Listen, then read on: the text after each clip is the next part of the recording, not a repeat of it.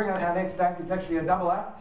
One of our performers is a multi-award-winning entertainer. He won 5 years in a row the Australian Society of Magicians close-up competition. He represented Australia at FISM, where he received a bronze medal. That's like going to the Olympics as far as magicians are concerned. He is a professional magician who's dedicated his life to mastering the art of sleight of hand. Our other entertainer has a beard, has some nice shoes on. Awkward. No. Ladies and gentlemen, please give a very warm welcome to Matt and Simon!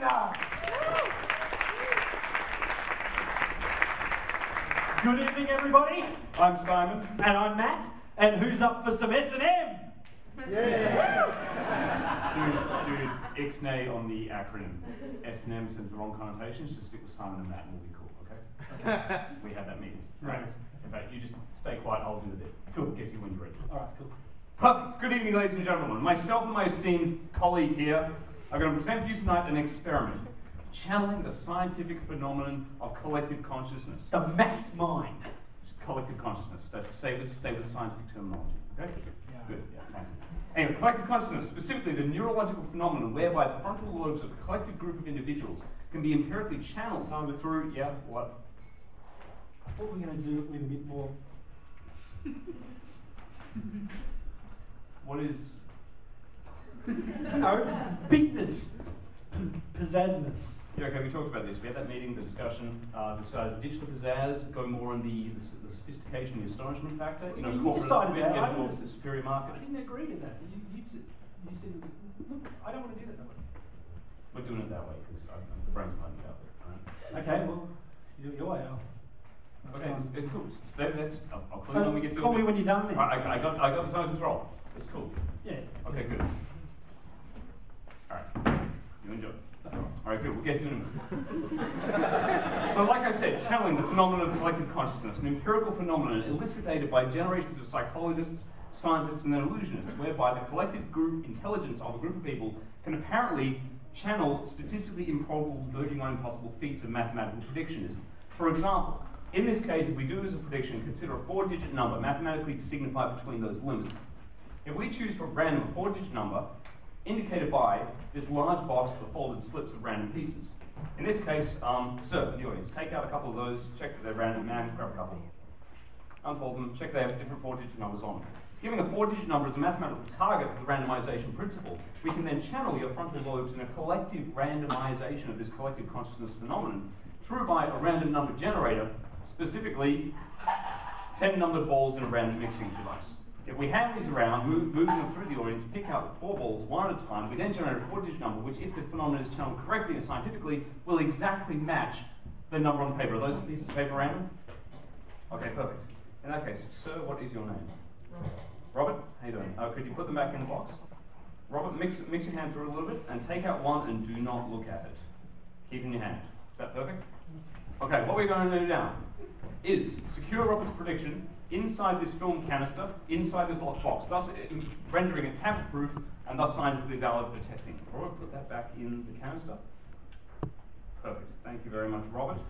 We seal the canister and leave the canister inside the box, which then will be locked, thus rendering tamper-proof. Matt, could you take care of the box? Hang on, I'm always finished this page. It's locked up in the box. We'll get to you in a minute.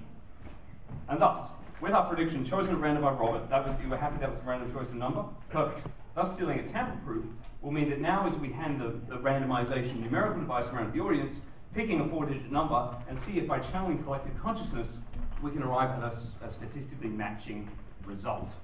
And when the box is... Matt? Yeah? What the hell is this? It's the box. No, this big-ass lock thing, which I should note is not a small lock for a key I gave you. Yeah, but because you were doing like the 4-number mass mind thing. Collective consciousness. Yeah, that. I got a combination lock from work with 4 numbers on it. I nicked it from my wife's work. So that way, when you've got the 4 numbers, you can use it for the combination.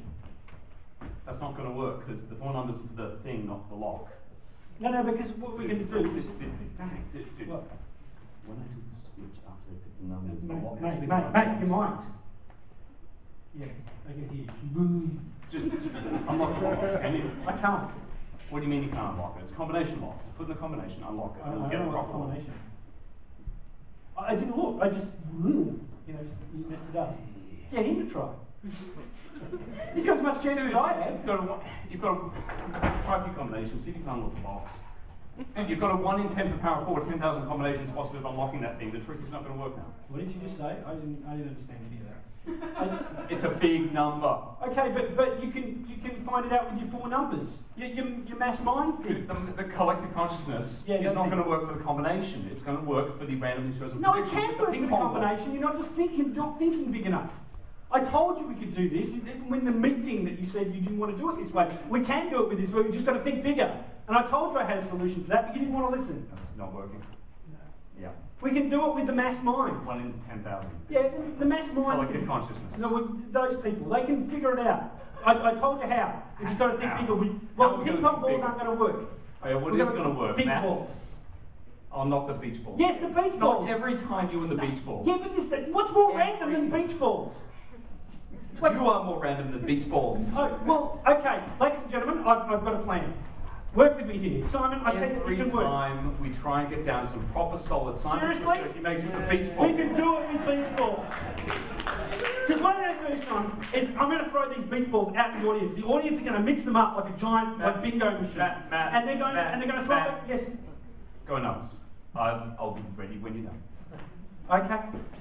Okay, so ladies and gentlemen, what I'm going to do is I'm going to throw some beach balls out. I've got these beach balls, and they've all got numbers on them, right? There's 7. And you've got to catch them, and then we've got to, and just hold on to them, don't kill anybody. That's a 6. There we go. And then what I'm going to do is I'm going to throw them out. There's 5. And then you guys are going to hold on to them, because, hang on, okay, I don't want to really get in here. It's a big sack. 4. There we go. Hold on to them. And there's a 3 up the back. And there's a 10, which we'll use as a 0. Yeah, girls. Oh, hold on to it. Up the back. I don't know what that was. Was that a 9? Okay. And there's a 2. Catch it. And there's a there's 1. Oh, in the middle. And there's the last one, which is an infinity sign. Over there. There you go. Up there. Oh, cool. Okay, so what we're going to do is I'm going to get Nathan to play some music.